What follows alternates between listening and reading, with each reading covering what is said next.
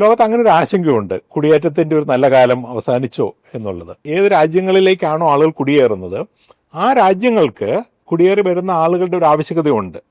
Technical സ്കില്ലിന്റെ ആവശ്യകതയുണ്ട്, labour ഫോഴ്സിന്റെ ആവശ്യകതയുണ്ട്. അപ്പം അതുകൊണ്ട് തന്നെ ഈ സാമ്പത്തികമായ സാഹചര്യം നിലനിൽക്കുന്നത് കൊണ്ട് തന്നെ കുടിയേറ്റം നിലനിൽക്കുമെന്നും വർദ്ധിക്കുമെന്നാണ് ഞാൻ വിശ്വസിക്കുന്നത്. അത് ആണ് നമ്മൾ ഇനി കാണാൻ പോകുന്നത്. ഒരു ആൺകുട്ടിയും പെൺകുട്ടിയും കൂടി സംസാരിച്ചാൽ പ്രശ്നമാണ്, പുറത്ത് പോയി കഴിഞ്ഞിട്ടുണ്ടെങ്കിൽ പ്രശ്നമാണ്, സിനിമയ്ക്ക് പോയി കഴിഞ്ഞിട്ടുണ്ടെങ്കിൽ പ്രശ്നമാണ്. അവർക്ക് ആനന്ദം നൽകുന്ന കാര്യങ്ങളെല്ലാം നമ്മൾ ഒതുക്കി വെച്ചതിന് ശേഷം കുട്ടികൾ രാസലഹരിയിലേക്ക് പോകുന്നു എന്ന് നമ്മൾ പരിതപിക്കുന്നതിൽ അർത്ഥമില്ല എന്നാണ് ഞാൻ വിശ്വസിക്കുന്നത്. കുട്ടികൾക്കുള്ള സ്പേസ് നമ്മൾ കൊടുക്കണം. കേരളത്തിലെ ഇപ്പോഴത്തെ ഒരു അവസ്ഥയിൽ കൂടുതൽ സാധ്യതയുള്ള മേഖലകൾ ബിസിനസിനും സംരംഭങ്ങൾ തുടങ്ങാനാണെങ്കിലും കരിയർ ആണെങ്കിലും ഏതായിരിക്കും സാധ്യതയുള്ള മേഖലകൾ? ടൂറിസം എന്ന് പറയുന്നത് എൻ്റെ വിശ്വാസത്തിൽ കേരളത്തിന്റെ മൊത്തം എക്കോണമിയെ ഒറ്റയ്ക്ക്, ഇപ്പൊ നമ്മൾ സിനിമയിലൊക്കെയാണെങ്കിൽ പറയില്ല, ഈ ഒരു നായകന്റെ ഒറ്റ ബലത്തിൽ സിനിമ രക്ഷപ്പെട്ടു പോകുന്നൊക്കെ പറയുന്നത്, വിജയിച്ചു പോകുമെന്ന് പറയുന്നത്, അങ്ങനെ കൊണ്ടുപോകാൻ സാധ്യതയുള്ള ഇതാണ് ടൂറിസം എന്ന് പറയുന്നത്. മുരളി തുമ്മാരി, ഇദ്ദേഹത്തെ അറിയാത്ത മലയാളികൾ ചുരുക്കമായി. സുരക്ഷയെക്കുറിച്ച് നിരന്തരം എഴുതുകയും സംസാരിക്കുകയും ചെയ്യും. ദുരന്തങ്ങളെക്കുറിച്ച് പ്രവചന സ്വഭാവത്തോടെ നിരീക്ഷണം നടത്തുന്ന, സാമൂഹിക വിഷയങ്ങളിൽ ഉൾക്കൊള്ളുന്ന നിലപാടുകളുള്ള, UN-ന്റെ മരുവൽക്കരണത്തിനെതിരായ പ്രവർത്തിക്കുന്ന സമിതിയുടെ ഡയറക്ടർ മുരളി തുമ്മാരുകൂടിയാണ് ഇന്ന് നമ്മുടെ അതിഥി. കേരളത്തിലെ വർദ്ധിച്ചു വരുന്ന അക്രമങ്ങൾ, രാസലഹരി, വിദ്യാഭ്യാസ രംഗത്തെ പ്രശ്നങ്ങൾ, ബിസിനസ് അവസരങ്ങൾ, അങ്ങനെ ഒട്ടേറെ വിഷയങ്ങളിൽ അദ്ദേഹം തുറന്ന് സംസാരിക്കും. നമ്മുടെ മലയാളികള് ജന്മനാട്ടിൽ നിന്ന് ദൂരദേശത്ത് പോയി ഒരുപാട് കഠിനാധ്വാനം ചെയ്ത് സ്വയം വളരുകയും നമ്മുടെ നാടിനെ വളർത്തുകയും ചെയ്തവരാണ്. പക്ഷെ ഇപ്പോ ലോകത്തിലെ പല മാറ്റങ്ങൾ, ഇപ്പൊ ട്രംപിന്റെ നയങ്ങളാണെങ്കിലും കാനഡയുടെ ഈ പുതിയ ലോകക്രമം നമ്മുടെ മലയാളികളുടെ കുടിയേറ്റത്തെ ഇല്ലാതാക്കുമോ? എന്താണ് അതിനകത്ത് സംഭവിക്കാൻ പോകുന്നത്? ലോകത്ത് പൊതുവെ അങ്ങനെ ഒരു ആശങ്കയുണ്ട്. മലയാളികളുടെ മാത്രമല്ല, മൊത്തമായിട്ട്. ഇപ്പോൾ അമേരിക്കയിലെ നയങ്ങളാണെങ്കിൽ, ജർമ്മനിയിൽ തെരഞ്ഞെടുപ്പായിരുന്നു, അവിടെയും കുടിയേറ്റത്തിനെതിരെ ഒരു പൊസിഷൻ എടുത്ത പാർട്ടിക്കാണ് ഭൂരിപക്ഷം കിട്ടുന്നത്. ഇപ്പോൾ ലോകത്ത് അങ്ങനെ ഒരു ആശങ്കയുണ്ട്, കുടിയേറ്റത്തിൻ്റെ ഒരു നല്ല കാലം അവസാനിച്ചോ എന്നുള്ളത്. പക്ഷെ കുടിയേറ്റം എന്ന് പറയുന്ന ഒരു സാമ്പത്തിക യാഥാർത്ഥ്യം കൂടിയാണ്, സാമൂഹ്യമായ ഒരു വിഷയം മാത്രമല്ല. കുടിയേറ്റത്തിൻ്റെ ഒരു ആവശ്യം ഉള്ളത് കൊണ്ടുകൂടിയാണ് കുടിയേറ്റം ഉണ്ടാകുന്നത്. ഈ ഏത് രാജ്യങ്ങളിലേക്കാണോ ആളുകൾ കുടിയേറുന്നത്, ആ രാജ്യങ്ങൾക്ക് കുടിയേറി വരുന്ന ആളുകളുടെ ഒരു ആവശ്യകതയുണ്ട്. Technical സ്കില്ലിൻ്റെ ആവശ്യകതയുണ്ട്, labour ഫോഴ്സിൻ്റെ ആവശ്യകതയുണ്ട്. അപ്പം അതുകൊണ്ട് തന്നെ ഈ സാമ്പത്തികമായ സാഹചര്യം നിലനിൽക്കുന്നത് കൊണ്ട് തന്നെ ഈ കുടിയേറ്റം തുടരുമെന്നുള്ള കാര്യത്തിൽ എനിക്ക് യാതൊരു സംശയവുമില്ല. പക്ഷെ ലോകത്തിൽ എന്നും എല്ലാ കാലത്തും കുടിയേറ്റത്തിനെതിരായിട്ടുള്ളൊരു വികാരമുണ്ട്. ഇപ്പോൾ ഞാൻ പലപ്പോഴും പറയുന്ന പോലെ കുടിയേറ്റം കൊണ്ട് ഉണ്ടാക്കിയ ഒരു സംസ്ഥാനമാണ് കേരളം സാമ്പത്തികമായിട്ട്. ഈ കേരളത്തിൽ പോലും മറ്റു നാടുകളിൽ നിന്ന് ആളുകൾ ഇവിടെ വരുമ്പോൾ അവർക്കെതിരെ ഒരു വികാരമുണ്ട്. അപ്പോൾ അങ്ങനെ അല്ലാതെ കുടിയേറ്റക്കാരെ ഡിപ്പെൻഡ് ചെയ്യാത്ത രാജ്യങ്ങൾക്ക്, കുടിയേറ്റത്തെ ഡിപ്പെൻഡ് ചെയ്യാത്ത രാജ്യങ്ങൾക്ക് എതിർപ്പുണ്ടാകുന്നില്ല, ഒരു അസ്വാഭാവികതയില്ലല്ലോ. അപ്പോൾ ആ ഒരു വികാരം നിലനിൽക്കുമ്പോൾ പോലും സാമ്പത്തികമായ കാരണങ്ങളാൽ കുടിയേറ്റം നിലനിൽക്കുമെന്നും വർദ്ധിക്കുമെന്നാണ് ഞാൻ വിശ്വസിക്കുന്നത്. അത് ആണ് നമ്മൾ ഇനി കാണാൻ പോകുന്നത്. ഇപ്പോൾ ഈ ഒരു തരം നയങ്ങൾ ഇതൊക്കെ ഒരു വളരെ ടെമ്പററി ആയിട്ടുള്ളൊരു കാര്യമാണ്. പരമാവധി വന്നു കഴിഞ്ഞിട്ടുണ്ടെങ്കിൽ അതിനൊരു 2 വർഷത്തെ ആയുസ്യേ 2 വർഷം ആയി കഴിയുമ്പോഴത്തേക്കും അതിനെതിരെയുള്ള നയങ്ങളുടെ പ്രത്യാഘാതം അവരുടെ എക്കണോമിക് ഇൻഡെക്സിൽ കണ്ടു തുടങ്ങും.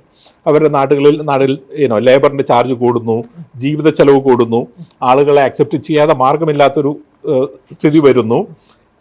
കുടിയേറ്റത്തെ അക്സെപ്റ്റ് ചെയ്യുന്ന രാജ്യങ്ങൾക്ക് കൂടുതൽ പുരോഗതി ഉണ്ടാകുന്നു, തിരിച്ച് പോളിസി മാറി വരും. ഈ കാര്യത്തിൽ എനിക്ക് യാതൊരു സംശയവുമില്ല. സാർ ഇപ്പൊ നേരത്തെ പറഞ്ഞ ഉത്തരത്തിൽ തന്നെ ഒരു കാര്യം പറഞ്ഞിരുന്നു, മലയാളികൾക്ക് ഇതര സംസ്ഥാന തൊഴിലാളികളോട് ഇപ്പോ പലരോടും സംസാരിക്കുമ്പോൾ അവരിവിടെ അധ്വാനിക്കുന്ന പണം കൂടുതലായിട്ട് പുറത്തേക്ക് കൊണ്ടുപോകുന്നു, നമ്മുടെ ഇവിടെ ക്രയവിക്രയം കുറയുന്നു എന്ന് പറയുന്നുണ്ട്. അപ്പൊ ഈ അതിഥി തൊഴിലാളികൾ കേരളത്തിന് ദോഷകരമാകുമോ? എന്താണ് തോന്നുന്നത്? ഇത് വളരെ തെറ്റായിട്ടുള്ളൊരു കാര്യമാണ്. ഒന്നാമത് തന്നെ ഇപ്പൊ നമ്മൾ ഇതേ പൊസിഷൻ ഗൾഫിലേക്ക് എടുത്ത് നോക്കുക. ഗൾഫിൽ ആളുകൾ ഇങ്ങനെ ചിന്തിച്ചിരുന്നു എന്ന് വിചാരിക്കുക, ഈ മലയാളികൾ വന്ന് നമ്മളുടെ പണം മുഴുവൻ ഇവിടെ ഒന്ന് കൊണ്ടുപോവുകയാണ്, ഇവിടെ വിക്രയം ചെയ്യുന്നില്ല എന്ന് വിചാരിച്ചിരുന്നെങ്കിൽ നമ്മുടെ സ്ഥിതി എന്താമായിരുന്നു. അപ്പോൾ ആ അർത്ഥത്തിൽ മോറലായിട്ടൊരു തെറ്റ് തന്നെ അതിലുണ്ട്.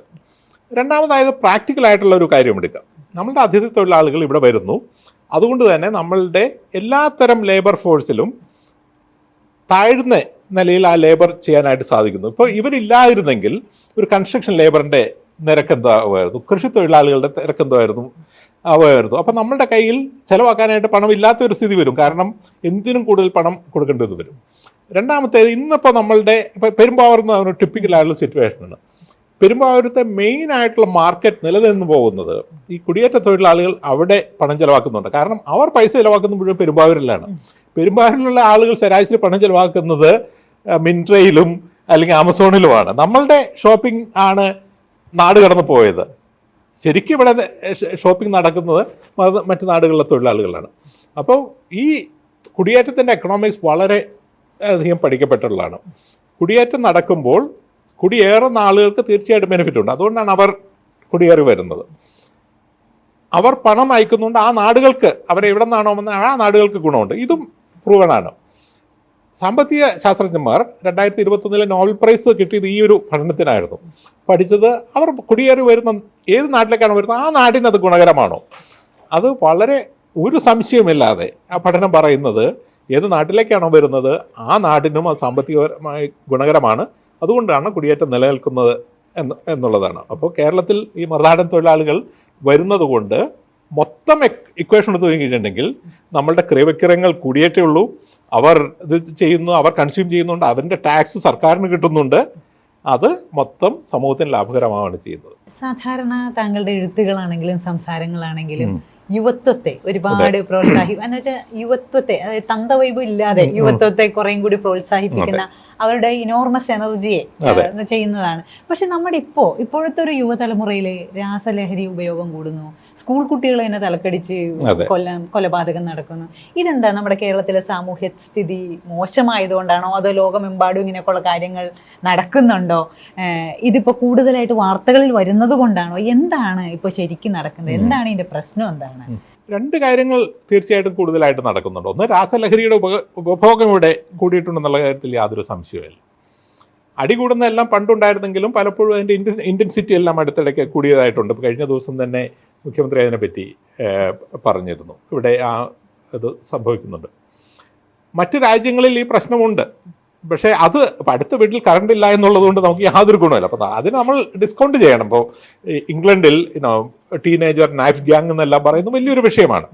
അപ്പോൾ ഇവിടെയുണ്ട് അവിടെയുണ്ട്. അപ്പോൾ അതുകൊണ്ട് നമുക്ക് ഇല്ല, അങ്ങനെ ഒരു സമാധാനിക്കേണ്ട ഒരു ആവശ്യകത ഇല്ല.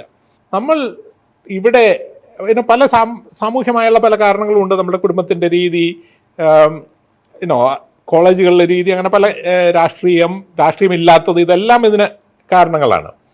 പക്ഷെ പ്രധാനമായിട്ട് ഞാൻ ഈ യുവാക്കളിൽ കാണുന്ന പ്രധാനമായിട്ടുള്ളൊരു ബുദ്ധിമുട്ട് എന്താണെന്ന് പറഞ്ഞിട്ടുണ്ടെങ്കിൽ, അവർ കേരളത്തിൻ്റെ ഭാവിയെപ്പറ്റി അവർ നോക്കുമ്പോൾ കേരളത്തിൽ അവരൊരു ഭാവി കാണുന്നില്ല.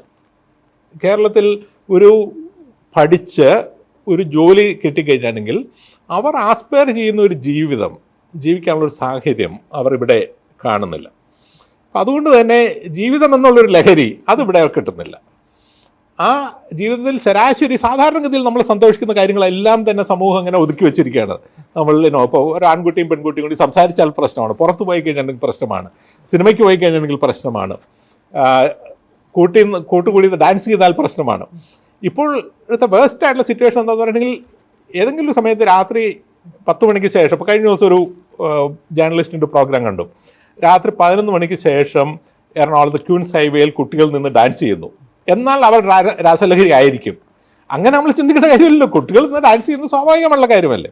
അപ്പോൾ സ്വാഭാവികമായിട്ട് കുട്ടികൾക്കുള്ള അവർക്ക് ആനന്ദം നൽകുന്ന കാര്യങ്ങളെല്ലാം നമ്മൾ ഒതുക്കി വച്ചതിന് ശേഷം കുട്ടികൾ രാസലഹരിയിലേക്ക് പോകുന്നു എന്ന് നമ്മൾ പരിതപിക്കുന്നതിൽ അർത്ഥമില്ല എന്നാണ് ഞാൻ വിശ്വസിക്കുന്നത്. കുട്ടികൾക്കുള്ള സ്പേസ് നമ്മൾ കൊടുക്കണം.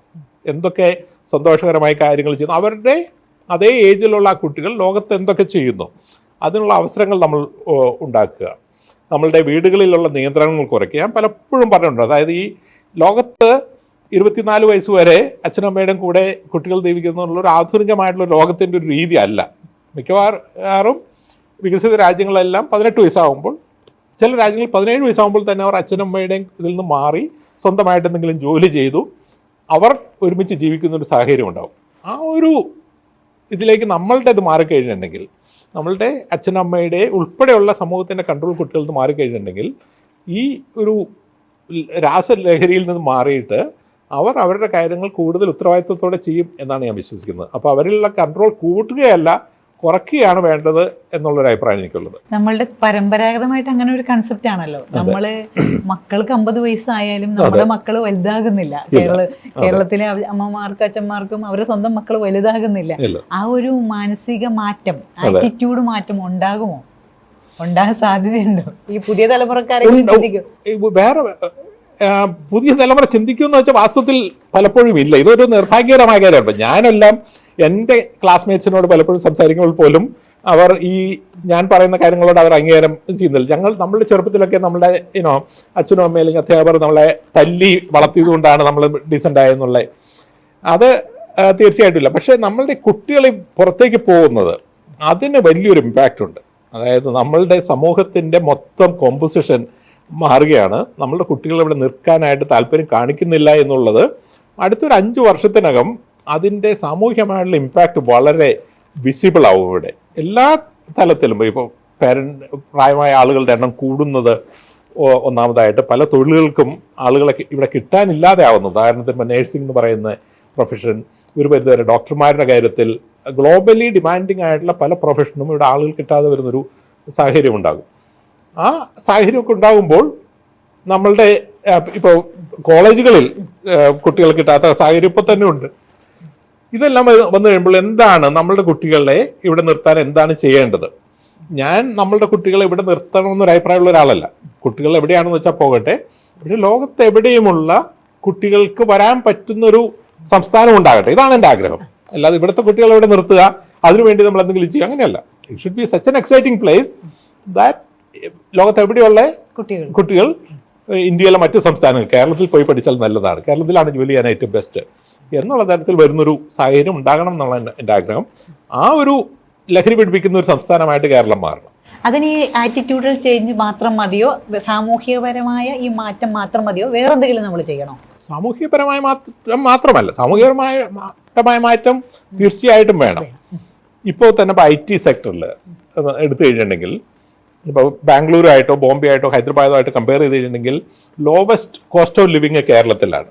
പക്ഷേ ഈ IT കമ്പനികളിലെ എല്ലാം പറയുന്നത് മലയാളികൾ ഉൾപ്പെടെ കൊച്ചിയിൽ പോസ്റ്റിക്ക് ചോദിച്ചാൽ അവർ വേണ്ടെന്ന് പറയുന്നത്. സാധാരണ അപ്പോൾ ഇവിടുത്തെ സ്കൂളിങ്ങിൻ്റെ ചീപ്പാണ്, എഡ്യൂക്കേഷൻ ചീപ്പാണ്, പബ്ലിക് ട്രാൻസ്പോർട്ട് ചീപ്പാണ്, വീട് കിട്ടാനായിട്ട് ബുദ്ധിമുട്ടില്ല. ഇതൊക്കെ ഉണ്ടെങ്കിൽ പോലും മലയാളികൾക്ക് ഉൾപ്പെടെ നിങ്ങൾ വരാനായിട്ട് താല്പര്യമില്ല. അപ്പോൾ അത് ആ സാമൂഹ്യമായിട്ടുള്ളൊരു വിഷയമാണ്. അത് തീർച്ചയായിട്ടും മാറണം. സാമ്പത്തികമായിട്ടും മാറ്റം ഉണ്ടാവണം. കാരണം നമ്മളുടെ ഒരു ശരാശരി ജോലിക്ക് ഇവിടെ കിട്ടുന്ന ശമ്പളം എന്ന് പറയുന്നത് ഇപ്പോഴും ഒരു സർക്കാരിലെ ഒരു ശമ്പളമുണ്ട്, അത് കൃത്രിമമായിട്ട് സർക്കാർ നിശ്ചയിക്കുന്ന ഒരു ശമ്പളമാണ്. പക്ഷെ ഒരു മാർക്കറ്റ് ഡിറ്റർമിൻഡ് ആയിട്ടുള്ള എല്ലാ സാലറിയും ഇവിടെ വളരെ കുറവാണ്. ഒരു സർക്കാർ സ്കൂളിൽ അധ്യാപകൻ നല്ല ശമ്പളം കിട്ടുന്നുണ്ട്. ഒരു CBSE സ്കൂളിലെ അധ്യാപകർ എന്ന് പറയുമ്പോൾ അതിൻ്റെ 4/1 ശമ്പളമാണ് കിട്ടുന്നത്. സർക്കാരിലെ ഒരു ക്ലർക്കിന് കിട്ടുന്ന ശമ്പളത്തിൻ്റെ 4/1 അതിൽ താഴെയുമാണ് ഒരു പ്രൈവറ്റ് സ്ഥാപനത്തിൽ ഒരാൾക്ക് കിട്ടുന്നത്. അപ്പോൾ എന്തുകൊണ്ടാണത് സംഭവിക്കുന്നത്? കാരണം ഒരു സപ്ലൈ ഡിമാൻഡ് സിറ്റുവേഷനാണ് മാർക്കറ്റ് ഡിറ്റർമിൻ ചെയ്യുന്നത്. ഈ വിലയ്ക്ക് നമുക്ക് ഇവിടുത്തെ അധ്യാപകരെ അല്ലെങ്കിൽ ക്ലർക്കുമാരെ അല്ലെങ്കിൽ മറ്റു ജോലിക്കാരെ കിട്ടുമെന്നൊരു സാഹചര്യം ഇവിടെ ഉണ്ട് പ്രൈവറ്റ് സെക്ടറിന്. അതിൻ്റെ അടിസ്ഥാനപരമായ കാരണം എന്താണ്? നമ്മളുടെ ജോലികൾ ഒട്ടും പ്രൊഡക്റ്റീവായിട്ടല്ല കാര്യങ്ങൾ ചെയ്യുന്നത്. ഒരു ടെക്നോളജി ഉപയോഗിച്ച് പ്രൊഡക്റ്റീവായിട്ട് ജോലി ചെയ്ത് തരുന്നെങ്കിൽ ആ കമ്പനിക്ക് ലാഭം ഉണ്ടാവും. അപ്പോൾ സ്വാഭാവികമായിട്ടും നമ്മളുടെ ആളുകൾക്ക് കൂടുതൽ ശമ്പളം കിട്ടുമായിരുന്നു. നമ്മളുടെ ശമ്പളം ഇപ്പോഴത്തെ നിലയിൽ നിന്നൊരു 5 ഇരട്ടിയെങ്കിലും ഉയരാതെ നമ്മളുടെ കുട്ടികൾക്ക് അവർ ആഗ്രഹിക്കുന്ന ഒരു ആസ്പിറേഷൻ ലെവൽ നമുക്ക് ഇവിടെ കൊടുക്കാനായിട്ട് സാധിക്കില്ല. ആ ഒരു ലെവലിലേക്ക് ഇപ്പോൾ മറ്റു നാടുകളിൽ നിന്ന് താഴെയുള്ള അൺസ്കിൽഡ് ആയിട്ടുള്ള ആളുകൾ വരുന്നതിൻ്റെ കാരണം എന്താ? ഇന്ത്യയിലെ അൺസ്കിൽഡ് ആയിട്ടുള്ള ആളുകൾക്ക് ഹയസ്റ്റ് ആയിട്ടുള്ള പേയ്മെൻറ്റ് കിട്ടുന്നത് ഇവിടെയാണ്. ഒരു കൺസ്ട്രക്ഷൻ ലേബറിനാണെങ്കിൽ, ഒരു കൃഷി പണിയാണെങ്കിൽ ഇപ്പോൾ ഒറീസയിൽ അല്ലെങ്കിൽ ജാർഖണ്ഡിൽ കിട്ടുന്നതിൻ്റെ 3-4 ഇരട്ടി ശമ്പളമാണ് എടുക്കുന്നത്. അപ്പോൾ മൊത്തമായിട്ട് ആളുകൾ ഇവിടെ വരുന്നു. അതേസമയം മറ്റുള്ള ജോലികൾ നമ്മൾ എടുത്തു കഴിഞ്ഞിട്ടുണ്ടെങ്കിൽ, ഒരു IT എഞ്ചിനീയറുടെ ജോലി എടുത്തു കഴിഞ്ഞിട്ടുണ്ടെങ്കിൽ, ഒരു ക്ലർക്കിൻ്റെ ജോലി എടുത്തു കഴിഞ്ഞിട്ടുണ്ടെങ്കിൽ മറ്റുള്ള സ്ഥലങ്ങളിൽ നിന്ന് പകുതിയോ അതിൽ താഴെയാണ് കിട്ടുന്നത്. നമ്മളുടെ ശരാശരി സാലറി കൂടി പോകേണ്ട ഒരു ആവശ്യകതയുണ്ട്. അത് കൂടണമെങ്കിൽ നമ്മൾ ചെയ്യുന്ന ഏതൊരു ജോലിയാണെങ്കിലും, ഒരു അക്കൗണ്ടൻ്റ് ജോലിയാണെങ്കിൽ പുതിയ സാധ്യതകൾ ഉപയോഗിച്ച്, നിർമ്മിത ബുദ്ധിയുടെ പുതിയ സാധ്യതകൾ ഉപയോഗിച്ചിട്ട് ആ ജോലിയെ കൂടുതൽ പ്രൊഡക്റ്റീവ് ആക്കണം. അപ്പോൾ കമ്പനിക്ക് ലാഭം ഉണ്ടാവുന്നു, നമുക്ക് കൂടുതൽ ബെറ്റർ ആയിട്ടുള്ള സാലറി കിട്ടുന്നു. ആ സാമ്പത്തികമായുള്ള ഒരു മാറ്റത്തിൻ്റെ കൂടി ആവശ്യകതയുണ്ട്. സാമൂഹികമായും സാമ്പത്തികമായും ഉള്ളൊരു മാറ്റം സൊസൈറ്റിയിൽ ആ മാറ്റം രണ്ടും വരണം. എന്നാൽ മാത്രമേ കുട്ടികൾക്കിത് നമ്മളുടെ കുട്ടികൾക്കും മറ്റുള്ള ആളുകൾക്കും ഇത് അട്രാക്റ്റീവായിട്ട് വരികയുള്ളൂ. ഈ കേരളത്തിലെ ഇപ്പോഴത്തെ ഒരു അവസ്ഥയിൽ കൂടുതൽ സാധ്യതയുള്ള മേഖലകൾ, നേരത്തെ പറഞ്ഞു ഹെൽത്ത് കെയർ, ഡിമാൻഡിങ് ആയിട്ടുള്ള ജോലികൾ, കൂടുതൽ സാധ്യത കേരളത്തിൽ സാധ്യതയുള്ള മേഖലകൾ ഏതൊക്കെയായിരിക്കും? ബിസിനസ്സിനും സംരംഭങ്ങൾ തുടങ്ങാനാണെങ്കിലും കരിയർ ആണെങ്കിലും നമ്മുടെ യുവാക്കൾക്കുള്ള കരിയർ ഇതാണെങ്കിലും ഏതായിരിക്കും സാധ്യതയുള്ള മേഖലകൾ? കേരളത്തിലെ ടൂറിസം എന്ന് പറയുന്നത് എൻ്റെ വിശ്വാസത്തിൽ കേരളത്തിൻ്റെ മൊത്തം എക്കോണമിയെ ഒറ്റയ്ക്ക്, ഇപ്പം നമ്മൾ സിനിമയിലൊക്കെ ആണെങ്കിൽ പറയില്ല ഈ ഒരു നായകൻ്റെ ഒറ്റ ബലത്തിൽ സിനിമ രക്ഷപ്പെട്ടു പോകും എന്നൊക്കെ പറയുന്നത്, വിജയിച്ചു പോകുമെന്ന് പറയുന്നത്, അങ്ങനെ കൊണ്ടുപോകാൻ സാധ്യതയുള്ള ഇതാണ് ടൂറിസം എന്ന് പറയുന്നത്. ഇപ്പം ഞാൻ കഴിഞ്ഞ ദിവസം വായിക്കുകയായിരുന്നു, സ്പെയിൻ എന്ന് പറയുന്ന രാജ്യം, അവിടുത്തെ പോപ്പുലേഷൻ 47 മില്യനാണ്, 4,70,00,000. അവിടെ വരുന്ന ടൂറിസ്റ്റുകളുടെ എണ്ണം 100 മില്യനാണ്. അതായത് ജനസംഖ്യയുടെ ഇരട്ടിയിൽ കൂടുതൽ വിദേശ ടൂറിസ്റ്റുകളാണ് സ്പെയിനിൽ വരുന്നത്.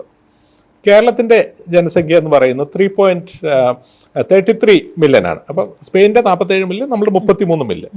കേരളത്തിൽ വരുന്ന വിദേശ ടൂറിസ്റ്റുകളുടെ എണ്ണം 2 മില്യണിൽ താഴെയാണ്, 2 മില്യൺ താഴെയാണ്. അപ്പോൾ കേരളത്തിൽ ഇപ്പോൾ സ്പെയിനിലെ കണക്ക് വെച്ചിട്ടുണ്ടെങ്കിൽ അവിടെ 47 മില്യന് 100 മില്യൺ വരാമെങ്കിൽ കേരളത്തിൽ 30 മില്യന് 60 മില്യൺ ഫോറിൻ ടൂറിസ്റ്റുകൾ വരാൻ ആവുന്നതേ ഉള്ളൂ.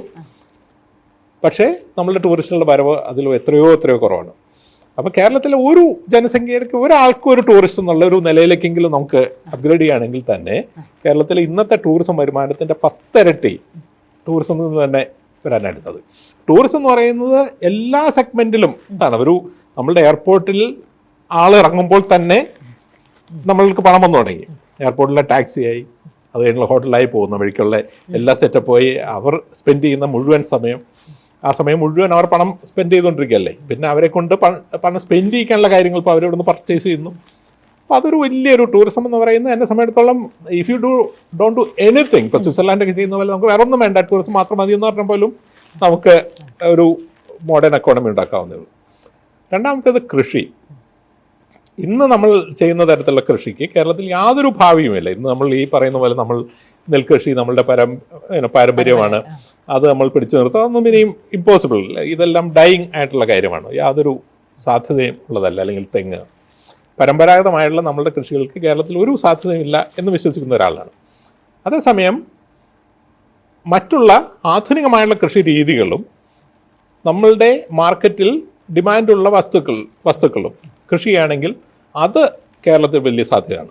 ഒരു ഉദാഹരണം പറയാം. ഇപ്പോൾ കേരളത്തിൽ നമ്മൾ യാത്ര ചെയ്യുമ്പോൾ ഓരോ 5 കിലോമീറ്റർ കൂടുമ്പോഴും റോഡ് സൈഡിൽ ഒരു പിക്കപ്പ് ട്രക്ക് നിർത്തിയിട്ട് അതിൻ്റെ പുറകിൽ ഫ്രൂട്ട്സ് വിൽക്കുന്നത് നമ്മൾ പലപ്പോഴും കണ്ടിട്ടുണ്ട്. ഞാൻ മിക്കവാറും സ്ഥലങ്ങളിൽ ഇറങ്ങിയിട്ട് നോക്കി, ഈ ഫ്രൂട്ട്സിൽ എത്ര പെർസെൻറ്റേജ് കേരളത്തിൽ ഉണ്ട്. ഒരു പൈനാപ്പിൾ മാത്രമാണ് ആ ഫ്രൂട്ട്സിൽ കേരളത്തിൽ നിന്നാണ് നമുക്ക് ഉറപ്പായിട്ട് പറയാൻ പറ്റുള്ളൂ.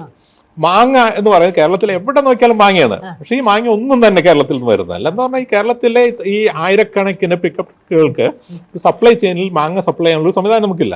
നമ്മുടെ വീട്ടിലൊരു മാവുണ്ട്, അത് 2 വർഷം കൂടുമ്പോൾ ഒരിക്കൽ കാച്ചു എന്ന് വരും. അത് അല്ലെങ്കിൽ അടുത്ത വീട്ടിൽ വേറൊരു മാവുണ്ട്. അങ്ങനെയൊന്നും നമുക്കൊരു മാംഗോ ഫ്രൂട്ട് സപ്ലൈ ചെയിൻ നമുക്ക് ഉണ്ടാക്കാനായിട്ട് സാധിക്കില്ല. അല്ലെങ്കിൽ ഇപ്പോൾ ഏതൊരു ടൊമാറ്റോ ആണെങ്കിലും അല്ലെങ്കിൽ വേറെ എന്താണെങ്കിലും ഒരു സപ്ലൈ ചെയിൻ എസ്റ്റാബ്ലിഷ് ചെയ്യണമെങ്കിൽ അത് വളരെ ഒരു ഫാക്ടറി പോലെ പ്രൊഡ്യൂസ് ചെയ്യുന്ന ഒരു രീതി ഉണ്ടാകണം കേരളത്തിൽ. അപ്പോൾ ഇന്റേണൽ ആയിട്ടുള്ള ഡിമാൻഡ് ഫ്രൂട്ട് മാത്രം എടുത്തു കഴിഞ്ഞിട്ടുണ്ടെങ്കിൽ കേരളം എക്കണോമിക്കലായിട്ട് ബൂസ്റ്റ് ചെയ്ത് വരുന്നു. കേരളത്തിൽ ഇപ്പോൾ കല്യാണങ്ങൾ എടുക്കുക, കല്യാണങ്ങൾക്കുള്ള ഫ്ലവർ അറേഞ്ച്മെന്റ് കണ്ടിട്ടുണ്ടോ? ഓരോന്നിനും ഇപ്പോൾ 10 ലക്ഷം രൂപ ഉണ്ട്.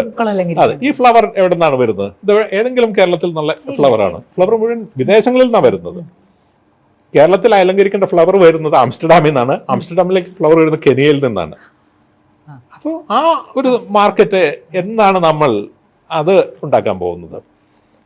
കേരളത്തിൽ വെജിറ്റബിൾ കൂടുതൽ കേരളത്തിൽ ഉണ്ടാകുന്നുണ്ട്, എന്നാൽ പോലും ഇന്നും സെൽഫ് സഫിഷ്യൻ്റ് അല്ല. പക്ഷേ കേരളത്തിൻ്റെ കണക്ടിവിറ്റി ഗൾഫ് രാജ്യങ്ങളിലേക്ക് മുഴുവൻ എത്രമാത്രം വെജിറ്റബിൾസിൻ്റെ ആവശ്യമുണ്ട്. ഇന്ത്യയിലെ മറ്റു രാജ്യങ്ങളിലേക്ക് ഫ്രൂട്ട്സ് എടുത്തു കഴിഞ്ഞിട്ടുണ്ടെങ്കിൽ ഇന്ത്യയിലെ മറ്റു സംസ്ഥാനങ്ങളിലേക്ക് ഇപ്പോൾ കേരളത്തിൽ ഉണ്ടാവാത്ത ഫ്രൂട്ടുകളില്ല. ഇപ്പോൾ ആപ്പിൾ പോലെ ചില കാര്യങ്ങൾ ഉണ്ടായിരുന്നു വരും. പക്ഷേ ഈ ട്രോപ്പിക്കൽ ഏരിയയിലുള്ള അത്രമാത്രം ഫ്രൂട്ടുകൾ മറ്റുള്ള ഏരിയകളിൽ ഉണ്ടാവില്ല. കുറച്ച് ഫ്രൂട്ടുകൾ മാത്രമേ ഈ ട്രോപ്പിക്കൽ അല്ലാത്ത ഏരിയയിലുള്ളൂ. അത്തരം സാധ്യതകളൊന്നും തന്നെ നമ്മൾ ഉപയോഗിക്കുന്നില്ല. കൃഷി എന്ന് പറയുന്നത് ഒരു വ്യവസായം എന്നുള്ള തരത്തിൽ പുതിയ തലമുറ ഏറ്റെടുത്ത് കഴിഞ്ഞിട്ടുണ്ടെങ്കിൽ, ഗ്രീൻ ഹൗസും കൺട്രോൾഡ് അറ്റ്മോസ്ഫിയറും കോൺട്രാക്ട് ഫാമിങ്ങുമായിട്ട് ഏറ്റെടുത്ത് കഴിഞ്ഞിട്ടുണ്ടെങ്കിൽ ഒരു ഹ്യൂജ് എക്കോണമി അതിൽ ബിൽഡ് ചെയ്യാനായിട്ട് സാധിക്കും. ഞാൻ സ്പെയിൻ്റെ കാര്യം ഇതിൽ പറഞ്ഞു, ടൂറിസത്തിൽ പറഞ്ഞു. അഗ്രികൾച്ചറിൽ നമ്മുടെ മോഡൽ ആവേണ്ടത് നെതർലാൻഡ്സ് ആണ്. നെതർലാൻഡ്സ് കേരളത്തിൻ്റെ ഏതാണ്ട് അതേ ഏരിയ ഉള്ള സ്ഥലമാണ്. 40,000 സ്ക്വയർ കിലോമീറ്ററാണ് നെതർലാൻഡ്സിൻ്റെ ഏരിയ. അവിടെ അറിയാമല്ലോ, തണുപ്പ് രാജ്യമാണ്. അപ്പോൾ സൂര്യൻ കൃത്യമായിട്ട് കിട്ടുന്നത് ഒരു മാർച്ച് തൊട്ട് സെപ്റ്റംബർ വരെയുള്ളൂ. അവിടുത്തെ അഗ്രികൾച്ചറൽ എക്സ്പോർട്ട് എന്ന് പറയുന്നത് $90 ബില്യൺ. കേരളത്തിലെ അതിൻ്റെ 10% ഇപ്പോൾ ഉള്ളത്. എല്ലാ തരത്തിലും റബ്ബറും എല്ലാം ഉൾപ്പെടെ എടുത്ത് കഴിഞ്ഞിട്ടുണ്ടെങ്കിൽ 10% ഉള്ളത്. അപ്പോൾ ആ സാധ്യത നമുക്കുണ്ട്. അത് എങ്ങനെയാണ് നമ്മൾ ഉപയോഗിക്കുന്നത്? അപ്പോൾ ഇതുപോലെ നമ്മൾ നോക്കി കഴിഞ്ഞിട്ടുണ്ടെങ്കിൽ വേറെയും പല സെക്ടറുണ്ട്. ഇപ്പോൾ ഒരു മോഡേൺ ആയിട്ടുള്ള ഡിസൈൻ ബാക്ക് എൻഡ്, ഇപ്പോൾ ദുബായിലും സിംഗപ്പൂരും ഹോങ്കോങ്ങുമാണ് ഈ ഇന്റർനാഷണൽ ആയിട്ടുള്ള സിവിൽ എഞ്ചിനീയറിംഗ് കൺസ്ട്രക്ഷൻ്റെ വലിയ ഡിസൈനൊക്കെ നടക്കുന്നത്. കേരളത്തിൽ അതിന് വലിയൊരു ഹൈറൈസ് ബിൽഡിംഗ് ഉണ്ടെങ്കിൽ അതിൻ്റെ ഡിസൈൻ നടക്കുന്നത് മിക്കവാറും ദുബായിലും സിംഗപ്പൂരുമാണ്. ആ ദുബായിൽ നിന്ന് 3 മണിക്കൂർ കണക്ട് ഇതല്ലേ ഉള്ളൂ. അവിടെ വർക്ക് ചെയ്യുന്നതിൽ ചിലപ്പോൾ 80% ആളുകൾ മലയാളികളായിരിക്കും. അപ്പോൾ കുറച്ച് ആളുകൾ മാത്രമായിരിക്കും മറ്റുള്ളത്. അപ്പോൾ ആ 80% ആളുകളെ നമുക്ക് ഇവിടെ എംപ്ലോയ് ചെയ്യാവുന്നുള്ളൂ. ദുബായിലെ ശമ്പളത്തിന്റെ പകുതി കൊടുത്തു കഴിഞ്ഞിട്ടുണ്ടെങ്കിൽ പോലും you can do they have A better quality of life here. അപ്പോൾ ആ ഡിസൈൻ ബാക്ക് എൻഡ് ആയിട്ട് നമുക്ക് വർക്ക് ചെയ്യാൻ സാധിക്കില്ലേ? അപ്പോൾ അങ്ങനെ അനവധി സാധ്യതകൾ കേരളത്തിനുണ്ട്. ഇത് ഓരോന്നും capable of handling it self. അതിന്റെ ഒരു മിക്സിന്റെ പോലും ആവശ്യം പലപ്പോഴും ഇല്ല. നമുക്ക് നമ്മൾ കൃഷിയാണ് നമ്മളുടെ മെയിൻ എന്ന് തീരുമാനിച്ചത്. Will invest everything in that എന്ന് പറഞ്ഞാൽ പോലും നമുക്ക് ഒരു മോഡേൺ മൾട്ടി ബില്യൺ എക്കോണമി നമുക്ക് ഉണ്ടാക്കിയെടുക്കാനായിട്ട് സാധിക്കും. ഇത്തരം ആശയങ്ങൾ ഇപ്പോഴത്തെ മന്ത്രിസഭയിലാണെങ്കിലും മന്ത്രിമാരുമായിട്ടൊക്കെ നിരന്തരം പറയുകയും ചെയ്യുകയും അവരുമായിട്ട് ഇന്റർവ്യൂ എടുത്തൊക്കെ ചെയ്തിട്ടുണ്ട്. അതിൽ നിന്ന് എന്താ തോന്നിയത്? ഇങ്ങനെ ഒരു മാറ്റം കേരളത്തിൽ ഉണ്ടാകുമോ, അതോ നമ്മൾ ഈ പറയൽ മാത്രമുള്ളോ, അതൊന്നും ചെയ്യുന്നില്ല? എന്താ തോന്നുന്നത്? കേരളം എന്ന് പറയുന്നത് ഒരു വളരെ കോംപ്ലക്സ് ആയിട്ടുള്ളൊരു ഇതാണ്. നമ്മൾ വിദ്യാഭ്യാസപരമായിട്ട് നമ്മൾ ഏറെ മുന്നേറി, സാമൂഹ്യമായിട്ട് ആ മുന്നേറ്റം ഉണ്ടായിട്ടില്ല. നമ്മുടെ ഇലക്ഷനുകൾ ഇപ്പോഴും പലതരത്തിൽ പൊളിറ്റിക്സ് വളരെ ഡീപ്പായിട്ട് നിൽക്കുമ്പോൾ തന്നെ പൊളിറ്റിക്സിന് പുറത്തുള്ള കാര്യങ്ങൾ പൊളിറ്റിക്സിനെ ഇൻഫ്ലുവൻസ് ചെയ്യുന്ന ഒരു സാഹചര്യമുണ്ട്. ഏതൊരു മാറ്റം വരണമെങ്കിലും വലിയ നെഗോസിയേഷൻ്റെ ആവശ്യമുണ്ട്. ഇപ്പോൾ ടൂറിസം എന്ന് പറയുന്ന ഒരു ഇത് വരുന്നു. ടൂറിസം ലാർജ് സ്കെയിൽ ടൂറിസം വരും എന്ന് പറയുമ്പോൾ തന്നെ ഇൻസ്റ്റന്റ് ആയിട്ട് അതിനെതിരെ ഒരു എതിർപ്പ് ഉണ്ടാകും. ഒരു ഹൈസ്പീഡ് റെയിൽ വരുന്നു എന്ന് പറയുമ്പോൾ തന്നെ അതിനെതിരെ വലിയൊരു എതിർപ്പ് ഉണ്ടായില്ല. അപ്പോൾ എന്ത് വന്നു കഴിഞ്ഞിട്ടുണ്ടെങ്കിലും അത്രമാത്രം ഒരു പുഷ് ബാക്ക് അതിനുണ്ട്. അപ്പോൾ നമ്മളുടെ പൊളിറ്റിക്സിന്റെ മീതെ ഇരിക്കുന്ന ആളുകളെല്ലാം വളരെ വളരെ സ്കിൽഡ് ആയിട്ടുള്ള ആളുകളാണ്. ഇപ്പോൾ നമ്മൾ LDF എടുത്താൽ UDF എടുത്തു കഴിഞ്ഞിട്ടുണ്ടെങ്കിലും അതുകൊണ്ടാണ് ഇത് നാവിഗേറ്റ് ചെയ്ത് പോകാനായിട്ട് ശ്രമിക്കുന്നത്.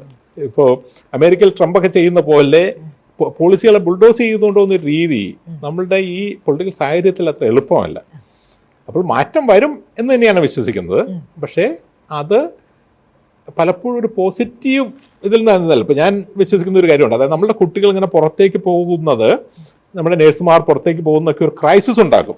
ആ പോയിന്റിൽ we will change faster than thinking ഇതാണല്ലോ വരാൻ പോകുന്നത്, അതുകൊണ്ട് നമ്മൾ ചേഞ്ച് ചെയ്യേണ്ടേ എന്ന് വിചാരിച്ച് ചേഞ്ച് ചെയ്യുന്നതിൽ കൂടുതൽ സംഭവിക്കാൻ പോകുന്നത് നമ്മൾ ഇപ്പോൾ സംഭവിച്ചുകൊണ്ടിരിക്കുന്ന പല കാര്യങ്ങളും ഒരു ക്രൈസിസ് ഉണ്ടാക്കും.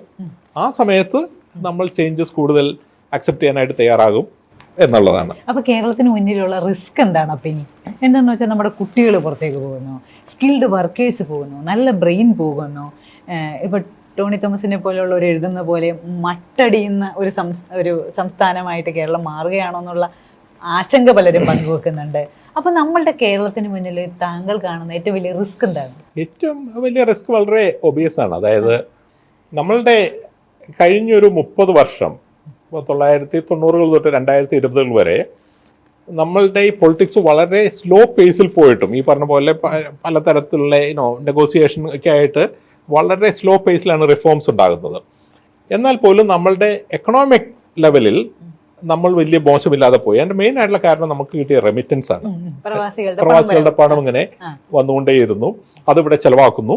അപ്പോൾ നമ്മളുടെ സർവീസ് ഇൻഡസ്ട്രി അതിൽ നിന്ന് ഗ്രോ ചെയ്യുന്നു, കൺസ്ട്രക്ഷൻ ഇൻഡസ്ട്രി ഗ്രോ ചെയ്യുന്നു.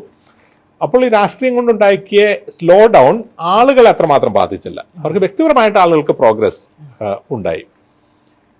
പക്ഷെ ഇപ്പോൾ ഈ പുറത്തേക്ക് പോകുന്ന ആളുകൾ അവർ തിരിച്ചു വരണമെന്നുള്ള ആഗ്രഹത്തോടെ അല്ല പോകുന്നത്. അതുകൊണ്ട് തന്നെ റെമിറ്റൻസ് അതുകൊണ്ട് കുറയും. പറയുന്നുണ്ട്.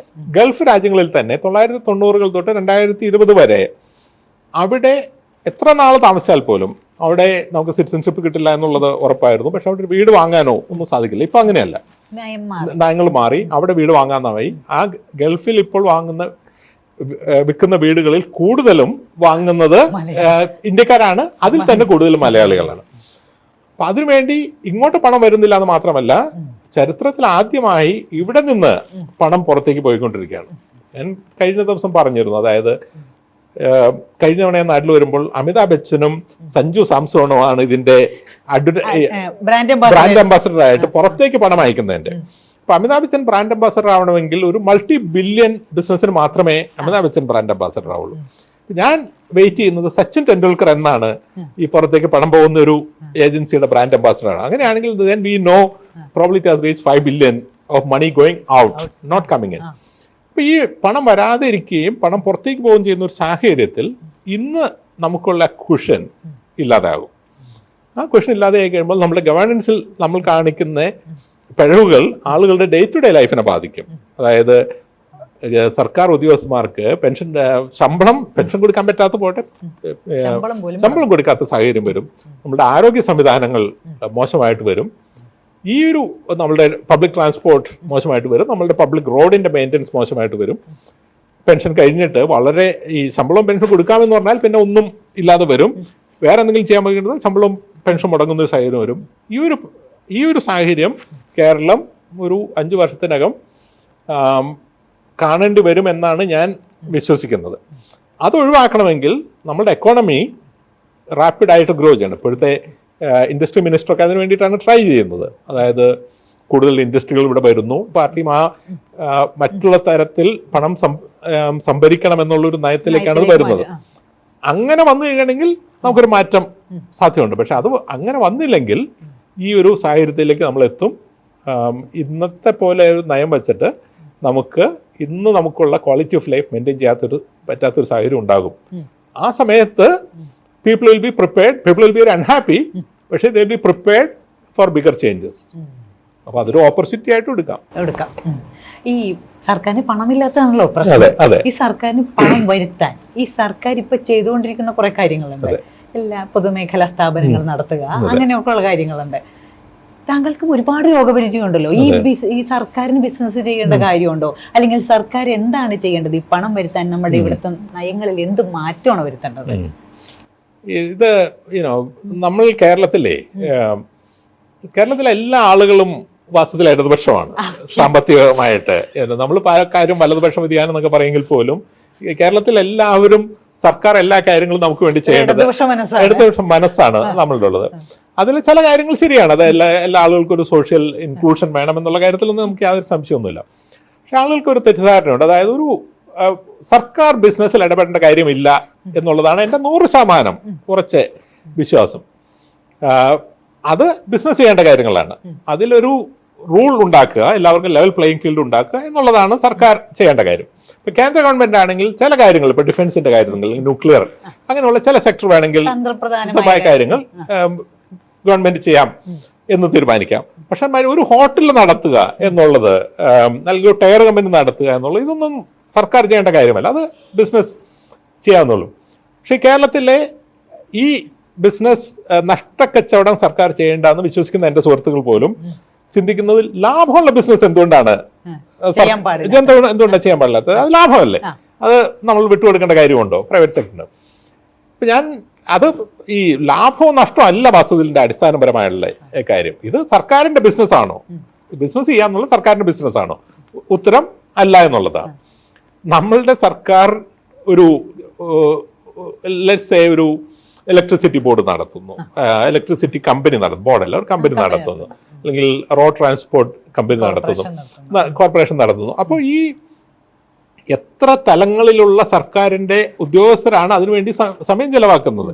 ഇപ്പോൾ നമുക്കൊരു ഗതാഗതത്തിൻ്റെ മന്ത്രി ഉണ്ടെന്ന് വയ്ക്കാം. ആ മന്ത്രി കൈകാര്യം ചെയ്യേണ്ട ചില കാര്യങ്ങളുണ്ട്. ഈ ഗതാഗതത്തിന്റെ നയങ്ങൾ എവിടെ വരണം, ലോകത്ത് മുഴുവൻ ഇലക്ട്രിക് ട്രാൻസ്പോർട്ടിലേക്ക് പോകുന്നു, അനവധി രാജ്യങ്ങൾ പൊതു ഗതാഗതം എന്ന് പറയുന്നത് പൂർണ്ണമായിട്ടും ഫ്രീ ആക്കി മറ്റ് സമൂഹത്തിലെ എക്കണോമിയിൽ ഉണ്ടാകുന്ന ലാഭം കൊണ്ട് അതിനെ മെയിൻറ്റെയിൻ ചെയ്യുന്ന തരത്തിലേക്ക് വരുന്നു. അങ്ങനെ പല കാര്യങ്ങളും ഗതാഗത മന്ത്രിക്ക് ചെയ്യാനുണ്ട്. പക്ഷെ അതിന് പകരം എവിടെ എത്ര ബസ് മേടിക്കണം, ബസ്സിന് സ്പെയർ എങ്ങനെ കൊടുക്കണം, ഡീസലിന് അടുത്ത മാസം എങ്ങനെ കൊടുക്കണം എന്നുള്ള തരത്തിലുള്ള ടെൻഷൻ ആ മന്ത്രിയിലേക്ക് വരുമ്പോൾ മന്ത്രി ഏത് പോളിസി തലത്തിൽ എന്താണ് ചെയ്യേണ്ടത് അതിന് അവർക്ക് സമയമില്ലാതെ വരും. അത് KSRTC ലാഭമായ പോലും ഇത് തന്നെയാണ്, ഡേ ടു ഡേ ഫയർ ഫൈറ്റിംഗിലേക്ക് പോകേണ്ടി വരുന്നു. അതിന്റെ ഒരു ആവശ്യം ഒരു ഗവൺമെന്റിനുമില്ല. ഗവൺമെന്റ് ഈ ഡൂയിങ് ബിസിനസ് എന്നുള്ളതിൽ നിന്ന് മാറിയെന്ന് ഒരു ലെവൽ പ്ലേയിങ് ഫീൽഡ് ഉണ്ടാക്കി മാർക്കറ്റ് പ്ലേയേഴ്സിന് കൊടുക്കുക. ലാഭമുള്ള ബിസിനസ് ആണെങ്കിലും ലാഭമില്ലാത്ത ബിസിനസ് ആണെങ്കിലും എന്നാണ് ഞാൻ വിശ്വസിക്കുന്നത്. ഗവൺമെന്റിന് എക്കോണമി മുമ്പോട്ട് പോകുന്ന സമയത്ത് ഗവൺമെന്റിന് പണം വരുമല്ലോ. എന്താ പറഞ്ഞാൽ നമ്മളിവിടെ എന്ത് കൺസ്യൂം ചെയ്യുമ്പോഴും അതിൻ്റെ ഒരു പെർസെൻറ്റേജ് ഗവൺമെന്റിന് ടാക്സ് ആയിട്ട് പോകുമല്ലോ. അപ്പോൾ അങ്ങനെ ചെയ്യാതെ നമ്മളിപ്പോൾ നോക്കിക്കഴിഞ്ഞാൽ തന്നെ അറിയാം, നമ്മളുടെ എല്ലാ പൊതുമേഖലാ സ്ഥാപനങ്ങളും കൂടി ഉണ്ടാക്കുന്ന പണം അഗ്രിഗേറ്റ് ചെയ്ത് കഴിഞ്ഞിട്ടുണ്ടെങ്കിൽ കിട്ടുന്ന പണവും ഗവൺമെന്റിന്റെ ടാക്സ് റവന്യൂ വെച്ച് നോക്കിക്കഴിഞ്ഞാൽ ചെറിയ പെർസെൻറ്റേജ് ഉള്ളൂ. ഒരു 100 കോടി രൂപ ഒരു സ്ഥാപനം ഉണ്ടാക്കിയെന്ന് പറഞ്ഞാൽ അതൊന്നും അല്ല വാസ്തവത്തിൽ ഗവൺമെന്റിന്റെ. അതിൽ എത്രയോ അതേ മിനിസ്റ്ററുടെ ടൈം, താഴെയുള്ള ഒഫീഷ്യൽസിന്റെ ടൈം എല്ലാം മറ്റു കാര്യങ്ങൾക്ക് ഉപയോഗിച്ചിരുന്നെങ്കിൽ നമ്മളുടെ overall growth would have been much higher, tax revenue will be much higher. ഇവിടെയും ഈ പറഞ്ഞ പോലെ ഇതൊക്കെ ദഹിക്കാൻ നമുക്ക് കുറച്ച് പാടാണ്. എളുപ്പമല്ല. അത് ഇപ്പൊ നമ്മൾ ഈ ഒരു നയം കൊണ്ടുവന്നാൽ അങ്ങനെയുള്ള പല എതിർപ്പുകളും ഉണ്ടാകും, പക്ഷേ വിവാദങ്ങളും ഉണ്ടാവും. പക്ഷേ ലോങ് ടൈം ആയിട്ട് നമുക്ക് അതാണ് ശരിയെന്ന് തോന്നിയാൽ അത് ചെയ്യേണ്ട ഒരു ആവശ്യത നമുക്കുണ്ട്. അപ്പൊ ഇച്ഛാശക്തിയുള്ള ഒരു ഭരണകൂടവും ഭരണകർത്താവും വേണം. അതിന്റെ ഒരു ആവശ്യകത എന്താന്ന് പറഞ്ഞിട്ടുണ്ടെങ്കിൽ നമ്മൾ അടുത്ത ഇലക്ഷൻ നമ്മൾ തോറ്റാലും ഇതാണ് ശരിയെന്ന് അങ്ങ് വിശ്വസിക്കാനായിട്ട് പറ്റണം. അത് നമ്മളുടെ പോലെ വളരെ ഡെലിക്കേറ്റ് ആയിട്ട് നിൽക്കുന്ന ഒരു പൊളിറ്റിക്കൽ ബാലൻസിൽ നിൽക്കുമ്പോൾ അത് പലപ്പോഴും സാധിക്കില്ല. അപ്പോൾ അതുകൊണ്ടാണ് നമ്മൾ പലപ്പോഴും ഈ നമ്മളുടെ ചേഞ്ചസ് വളരെ മാർജിനലായിട്ട് വരുന്നത്. ചെറിയ ചെറിയ മാറ്റങ്ങൾ ഉണ്ടാകുകയും വലിയ മാറ്റങ്ങളിലേക്ക് നമ്മൾ പോകാതിരിക്കുകയും ചെയ്യുന്നതിന്റെ കാരണം പൊളിറ്റിക്കൽ റിസ്ക് എടുക്കാനുള്ളൊരു ധൈര്യക്കുറവുകൊണ്ടാണ്.